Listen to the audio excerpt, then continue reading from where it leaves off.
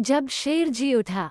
Hello मेरे प्यारे प्यारे दोस्तों, कैसे हो आप सब। आज मैं आप सबको जब शेर जी उठा की कहानी सुनाती हूँ, तो चलिए शुरू करते हैं। बहुत समय पहले की बात है। द्रोण नगरी में 4 दोस्त रहा करते थे। उन चारों में से 3 ब्राह्मण कई तरह की विद्याओं में निपुण थे, जबकि चौथे के पास किसी तरह की विद्या नहीं, लेकिन वो बहुत बुद्धिमान था। चौथा दोस्त हमेशा अपनी बुद्धि का इस्तेमाल करके हर समस्या से बचने का रास्ता निकाल लेता था, जबकि अन्य दोस्त विद्यावान होते हुए भी समझदारी से काम नहीं लेते थे।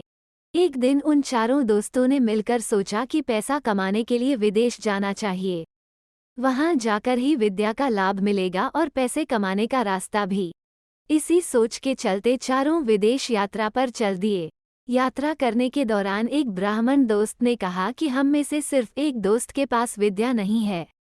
ऐसे दोस्त को हमारी विद्या के कारण मिलने वाला धन नहीं मिलना चाहिए। वो घर वापस जा सकता है। इस पर काफी देर चर्चा करने के बाद दूसरा दोस्त इस बात से सहमत हो गया, लेकिन तीसरे दोस्त ने कहा कि ऐसा करना ठीक नहीं होगा। हम सभी बचपन से दोस्त हैं और अब यह फैसला लेना गलत होगा। हम जो कुछ भी कमाएंगे उसे 4 हिस्सों में बांट देंगे।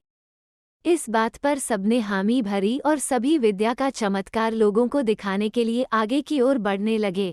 यात्रा के दौरान जंगल से गुजरते हुए उन्हें एक मरा हुआ शेर दिखा। सभी ब्राह्मणों ने कहा कि हम अपनी विद्या के चमत्कार से इस शेर को जिंदा कर देंगे। इससे हमें बहुत यश और कीर्ति मिलेगी।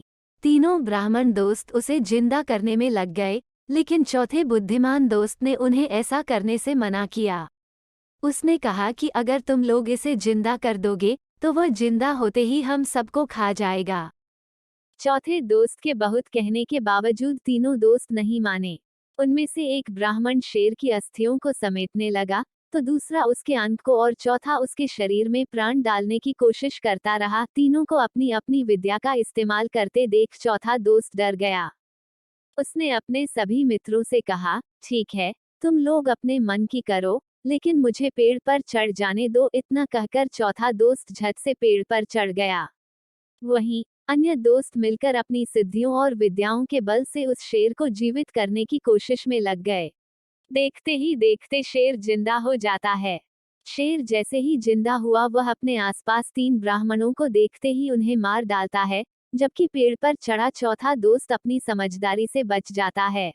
शेर जी उठा कहानी यही सीख देती है कि विद्या के नशे में चूर होकर किसी काम को नहीं करना चाहिए।